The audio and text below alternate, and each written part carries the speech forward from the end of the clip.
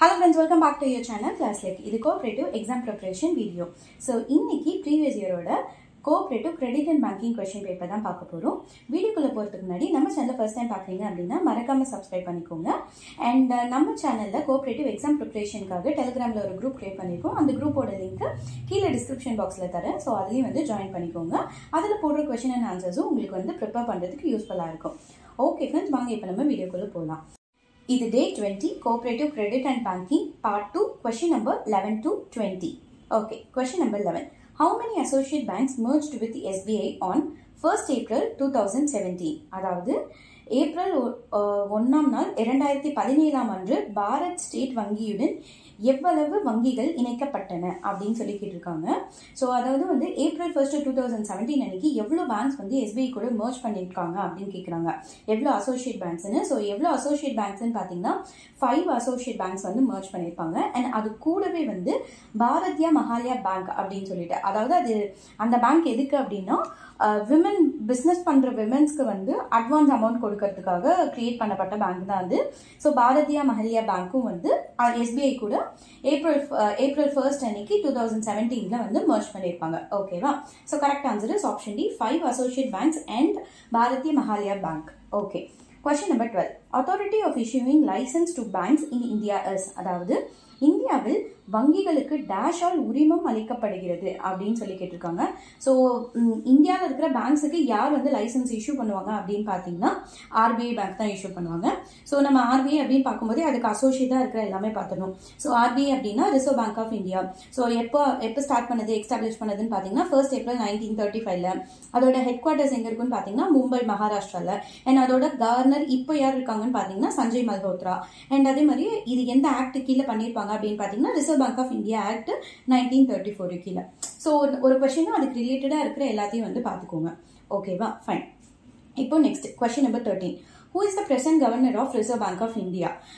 சொன்னா ரிசர்வ் வங்கியின் தற்போதைய கவர்னர் யாரு அப்படின்னு சொல்லி கேட்டிருக்காங்க. இதுக்கு ஆப்ஷன்ஸ் பார்த்தீங்கன்னா option A Raghuram Rajan, option B YV Reddy, option C Urjit Patel, option D IG Patel. So இது வந்து ப்ரீவியஸ் இயர் கொஸ்டின் பேப்பர், அதாவது 2018 வந்து கொஸ்டின் பேப்பர் இது. ஸோ அப்போ வந்து இதுக்கான ஆன்சர் யாரு அப்படின்னு பார்த்தீங்கன்னா Urjit Patel, option C.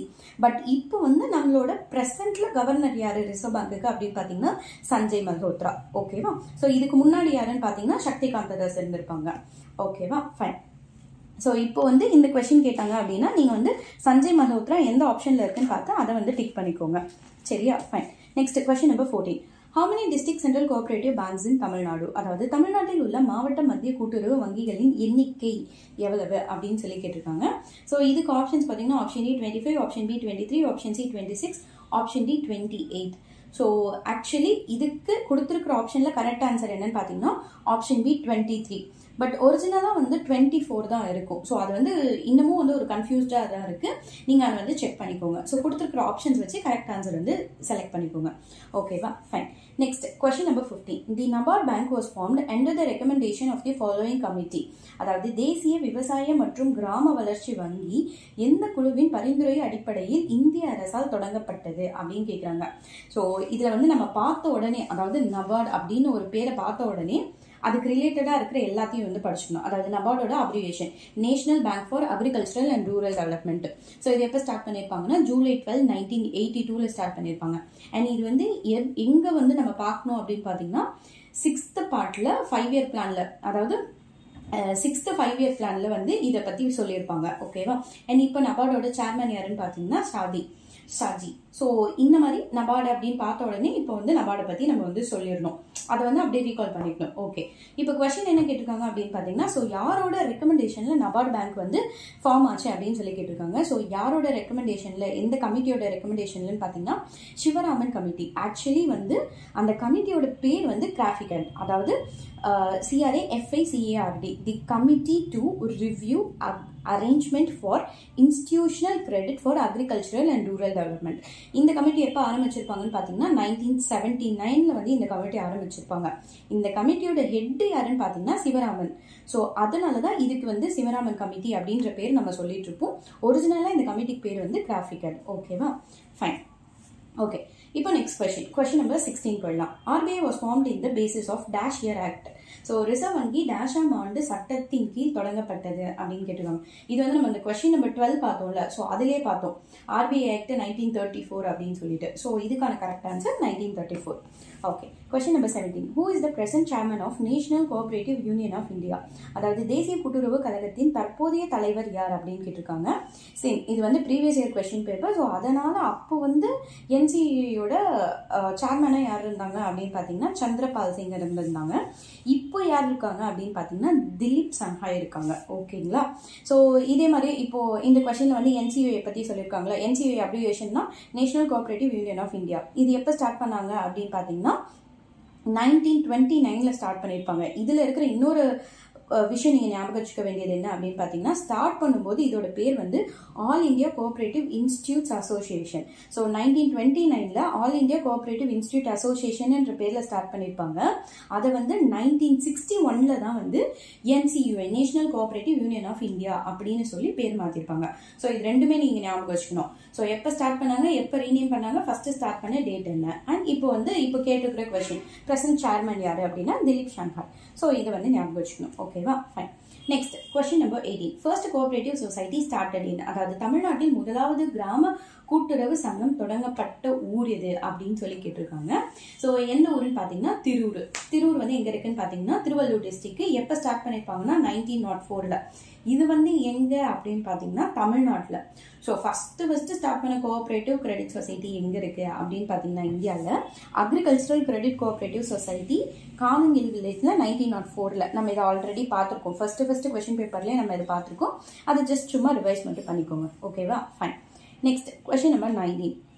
Which among the following is not officially valid document to open a bank account?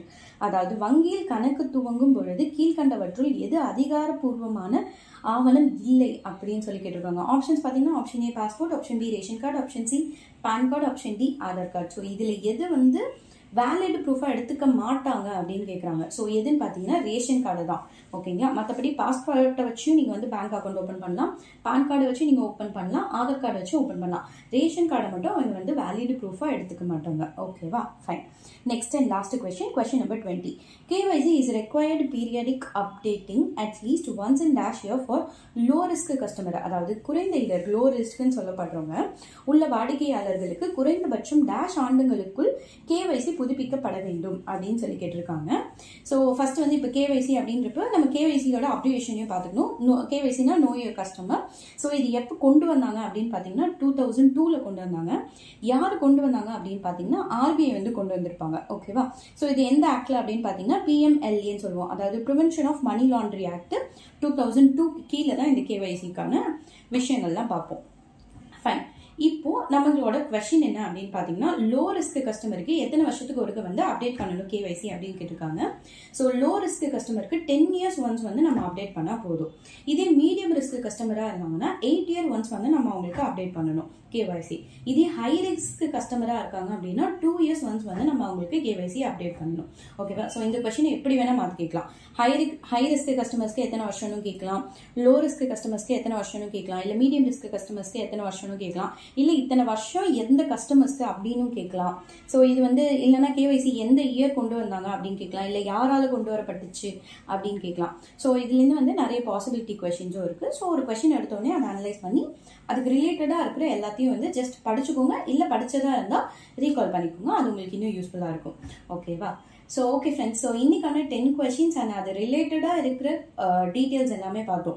Maybe நம்ம ரிலேட்டடாக பார்க்குற டீட்டெயில்ஸே வந்து நிறைய கொஸ்டின்ஸ் வரும். ஸோ எதையும் ஸ்கிப் பண்ணாமல் ஃபுல்லாக வந்து வீடியோவை கண்டினியூஸாக பாருங்கள்.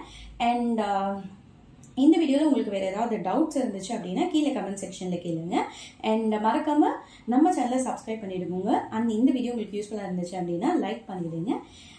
ஸோ ஹோப் இது யூஸ்ஃபுல்லாக இருக்குன்னு நினைக்கிறேன். ஸோ தேங்க்யூ ஃபார் வாட்சிங் மை சேனல். Bye bye.